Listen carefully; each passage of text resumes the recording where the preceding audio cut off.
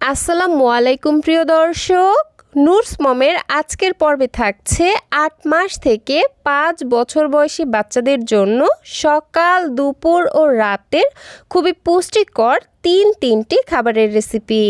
এই খাবার তিনটি খুবই সহজপাচ্য, বাচ্চারা খুব সহজেই হজম করতে পারবে। একই সাথে বাচ্চারা অল্প পরিমাণে খেলেও অধিক পরিমাণে পুষ্টি পাবে, আর বাচ্চাদের দ্রুত ওজন বাড়াবে, উচ্চতা বাড়াবে এবং বাচ্চাদের মেধাশক্তি বাড়াতে জাদুর মতো কাজ করবে। তাহলে এখানে আর কথা না বাড়িয়ে সরাসরি চলে যাচ্ছি বাচ্চার সকালের নাস্তার রেসিপিতে। তো খাবারটি তৈরি করতে আমি এখানে নিয়ে নিয়েছি 2টি গোল আলু।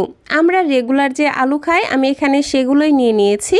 তবে আপনারা যদি হাতের কাছে মিষ্টি আলু পান তাহলে এখানে অবশ্যই মিষ্টি আলু নেওয়ার চেষ্টা করবেন, কারণ গোল আলুর তুলনায় মিষ্টি আলুর পুষ্টি গুণাগুণ কিন্তু অনেক বেশি থাকে।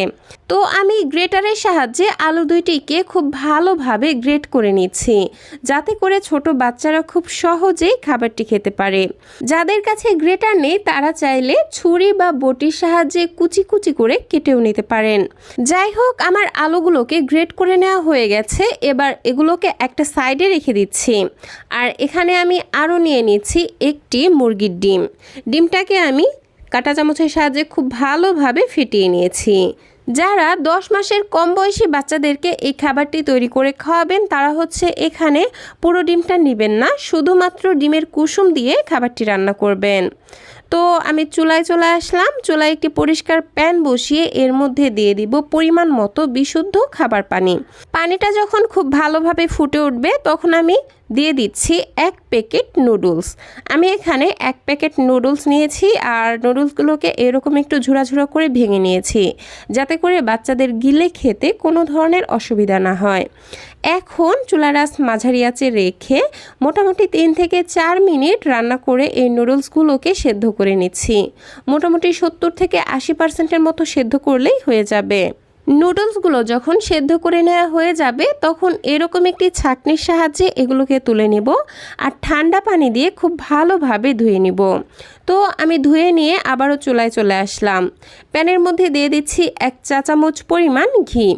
এখানে অবশ্যই ঘি ব্যবহার করার চেষ্টা করবেন, কারণ ঘিতে থাকে গুড ফ্যাট এবং ক্যালোরি, যা বাচ্চাদের দ্রুত ওজন বাড়ায়, উচ্চতা এবং স্মৃতিশক্তি বাড়াতে জাদুর মতো কাজ করে। যাই হোক, ঘি গলে আসলে আগে থেকেই গ্রেট করে রাখা আলুগুলো দিয়ে দিয়েছি। আর এখন চুলার আঁচ একদম লোতে রেখে আমি মোটামুটি 1 থেকে 2 মিনিটের মতো এগুলোকে ভেজে নিব, যাতে করে খুব সুন্দর একটি ফ্লেভার বের হয় আর আলুর গায়ের পানিটাও শুকিয়ে যায়। 2 মিনিট ভেজে নিয়েছি। এখন আগে থেকে সেদ্ধ করে ধুয়ে রাখা নুডলসগুলো দিয়ে দিলাম, আর আলুর সাথে নুডলসগুলোকেও আরও 1 মিনিটের মতো ভেজে নিব।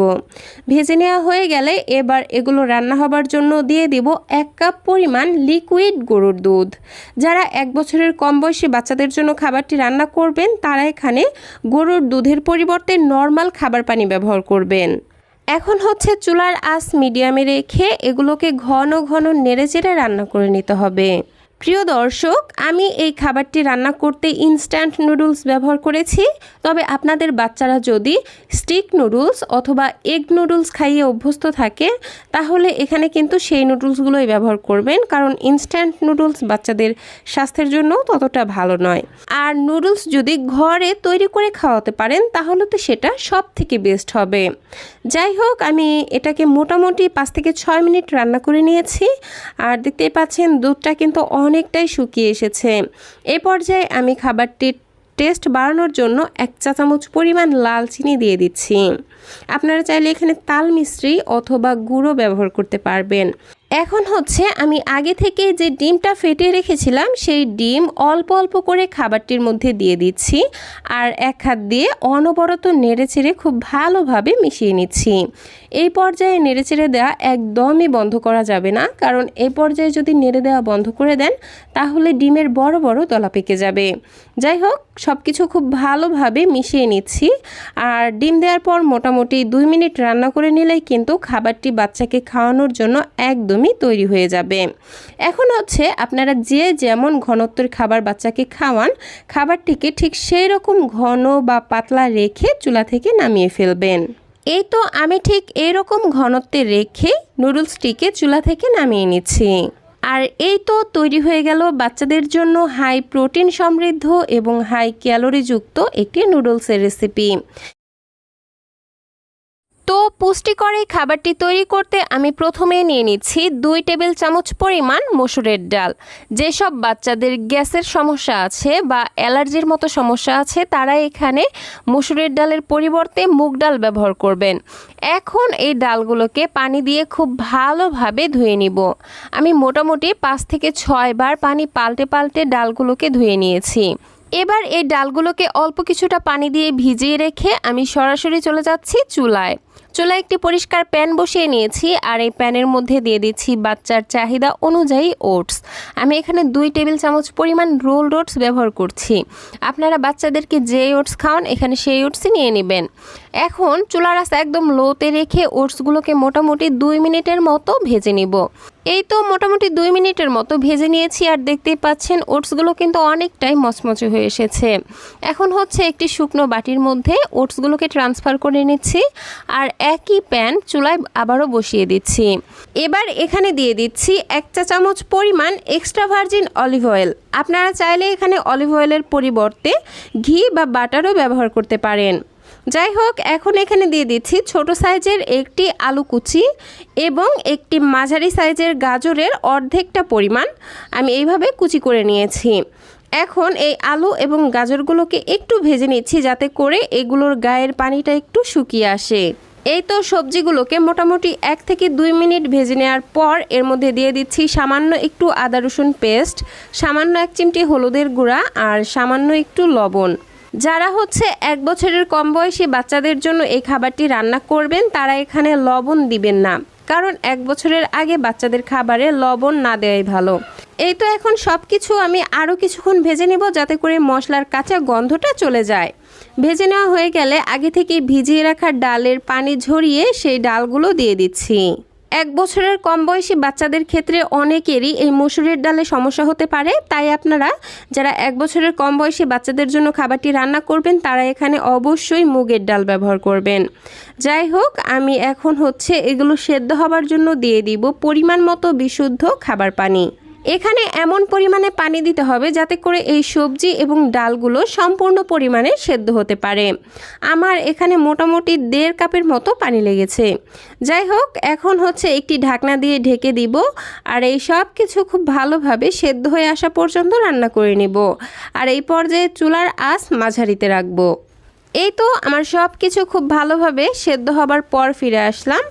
এখন একটি স্প্যাচুলা দিয়ে একটু চেক করে দেখছি যে ভালোভাবে সেদ্ধ হয়েছে কিনা। হ্যাঁ, খুব ভালোভাবেই সেদ্ধ হয়ে গেছে। এখন হচ্ছে আমি এইরকম একটি ম্যাশারের সাহায্যে এই সবজিগুলোকে খুব ভালোভাবে ম্যাশ করে নেব। যাদের কাছে ম্যাশার নেই তারা চাইলে এই পর্যায়ে রেগুলার ডাল ঘুটনি দিয়েও খাবারটিকে খুব ভালোভাবে ঘুটে নিতে পারেন। এই তো দর্শক, দেখতেই পাচ্ছেন আমার সবজি এবং ডালগুলো কিন্তু খুব ভালোভাবেই ম্যাশ করে নেওয়া হয়ে গেছে। আর এই ধরনের ম্যাশ করা খাবার আশা করছি যে 6 মাসের বাচ্চাদের খেতে কোনো ধরনেরই অসুবিধা হবে না। যাই হোক, এখন হচ্ছে আগে থেকেই ভেজে রাখা ওটসগুলো এর মধ্যে দিয়ে দিব। যদি মনে হয় যে এই পর্যায়ে খাবারটি ঘন হয়ে গেছে, পানি আরও লাগবে, তাহলে আপনারা পরিমাণ মতো আরও কিছুটা পানি এখানে অ্যাড করে দিয়ে ওটসগুলোকে রান্না করে নিতে পারেন। তো আমিও এখানে কিছুটা পরিমাণে পানি দিয়ে দিচ্ছি। এই তো এখন আর কিছুই না, শুধু নেড়ে চেড়ে এই ওটসগুলোকে রান্না করে নিতে হবে। আর ওটস রান্না করতে কিন্তু খুব বেশি একটা সময় লাগে না, মোটামুটি 3 থেকে 4 মিনিট রান্না করে নিলেই ওটস সেদ্ধ হয়ে যায়। প্রিয় দর্শক, পুষ্টিবিদেরা সবসময় বলে থাকেন একটি খাবারকে যখন কয়েকটি খাবারের সমন্বয়ে তৈরি করা হয় তখন সেই খাবারটি বাচ্চারা অল্প খেলেও কিন্তু বেশি পরিমাণে পুষ্টি পেয়ে যায় এবং তাদের শরীরে প্রয়োজনীয় পুষ্টির চাহিদাও পূরণ হয়ে যায়। আর বাচ্চাদেরকে প্রতিদিন একঘেয়েমি খাবার না খাইয়ে চেষ্টা করবেন ভিন্ন ভিন্ন খাবার খাওয়াতে। এতে করে বাচ্চারা ভিন্ন ভিন্ন খাবারের স্বাদ পাবে আর ভিন্ন ভিন্ন খাবার থেকে বাচ্চাদের শরীরে ভিন্ন ভিন্ন পুষ্টির চাহিদাও পূরণ হয়ে যাবে। যাই হোক, আমার খাবারটি কিন্তু অলমোস্ট রান্না হয়ে গেছে। আমি ঠিক এরকম ঘনত্বে রেখে এই খাবারটিকে চুলা থেকে নামিয়ে নিচ্ছি। আর এই তো তৈরি হয়ে গেল বাচ্চাদের জন্য খুবই পুষ্টিকর এবং মজাদার একটি খাবারের রেসিপি। ওজন বৃদ্ধিকারী এই খাবারটি তৈরি করতে আমাদের প্রথমেই লাগবে বাচ্চার চাহিদা অনুযায়ী চিরা। আমি এখানে সাদা চিরা নিয়ে নিয়েছি, আপনারা চাইলে এখানে লাল চিরাটাও নিতে পারেন। চিরাগুলোকে এখন খুব ভালোভাবে পানি দিয়ে ধুয়ে নিব। 4 থেকে 5 বার পানি চেঞ্জ করে খুব ভালোভাবে ধুয়ে নিচ্ছি। ধুয়ে নেওয়ার পর ফিরে আসলাম, এখন এটাকে একটা সাইডে রেখে দিচ্ছি। খাবারটি তৈরি করতে আমার আরও লাগছে 2টি খেজুর, 4টি কাঠবাদাম এবং 6 থেকে 7টি কাজু বাদাম। আর এই সব কিছুকেই আমি খুব ভালোভাবে পানি দিয়ে ধুয়ে নিয়েছি।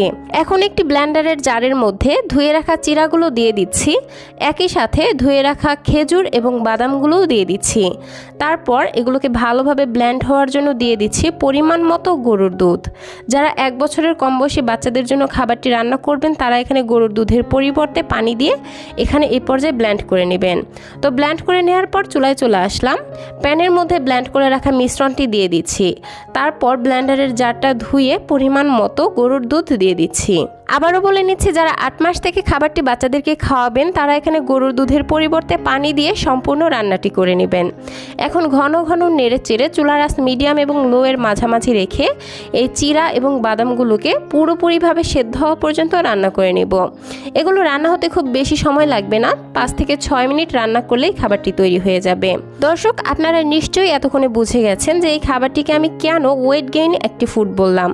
কারণ এই খাবারটিতে আমি যে কয়টি উপকরণ ব্যবহার করেছি সব কয়টি উপাদানই বাচ্চাদের দ্রুত ওজন বাড়াতে সাহায্য করে এবং বাচ্চাদের স্মৃতিশক্তি অর্থাৎ কিছু শেখা বা মনে রাখার ক্ষমতা বাড়াতে সহায়তা করে। তো যাই হোক, ফিরে আসলাম বেশ কিছুক্ষণ পর, আর দেখতেই পাচ্ছেন খাবারটি রান্না হওয়ার পর ঠিক এরকম একটা ঘনত্বে চলে আসছে। এখন বাচ্চাকে যে যেমন ঘন রেখে খাবার খাওয়ান, খাবারটিকে ঠিক সেরকম অবস্থায় চুলা থেকে নামিয়ে নেবেন। আমি ঠিক এরকম অবস্থায় নামিয়ে নিলাম। তো এই তো তৈরি হয়ে গেল বাচ্চাদের জন্য খুবই পুষ্টিকর ওয়েট গেইনিং একটি খাবারের রেসিপি। এই খাবারটি বাচ্চাদের ওজন বাড়ানোর পাশাপাশি বাচ্চাদের পেট অনেকক্ষণ ভরা রাখতে সাহায্য করবে। তো দর্শক, এই ছিল আমার আজকের আয়োজন। আমার আজকের রেসিপি যদি আপনাদের কাছে ভালো লেগে থাকে তাহলে প্লিজ এই ভিডিওটিতে একটি লাইক দিবেন এবং বাচ্চাদের জন্য এরকম আরও নিত্য নতুন সহজ এবং পুষ্টিকর খাবারের রেসিপি পেতে প্লিজ আমার চ্যানেলটিকে সাবস্ক্রাইব করে পাশের ঘন্টাটি বাজিয়ে অলে সেট করে রাখবেন পরবর্তী ভিডিওর নোটিফিকেশন সবার আগে পাওয়ার জন্য। আজকের মতো বিদায় নিচ্ছি। আল্লাহ হাফেজ। আসসালামু আলাইকুম।